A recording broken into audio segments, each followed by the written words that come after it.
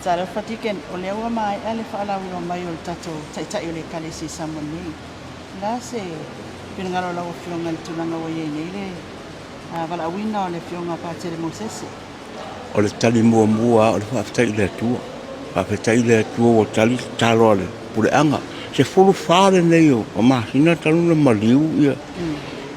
A ke piko po le fionga arapati. Sui mai leo, sui ko inga leo, Brown leo lo ave ma administrator kemia apostolic administrator. Ia o fia wa tali mai le atua mo nei sengi. Rona luo lo fia. O la kali o le fai sosoami. O lo tama o le sosoani o kupuranga le ronga makua. Mau makua. Le ngā ruenga.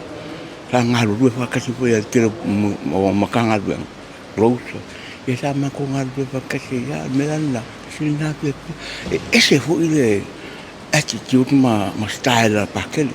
Na kakahuro uma pakele au ia. Pio ia ima kausimkanga ruenga. Sanga sa mali e ona. A tonu o le tasi le itu. O le ao ngā mole. Ese me arofa le tu tangata. Me arofa le ia pakele ia. Le ufifikia nei.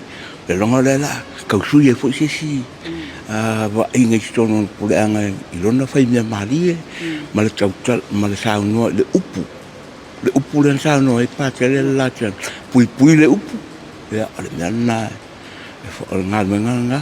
Ia ai la ona taleni na. Ia e fa ngai. Marona maliel na ai fa tele ro fo le tu moron to finga mor ka ko piko po sui ati piko po ia fa tele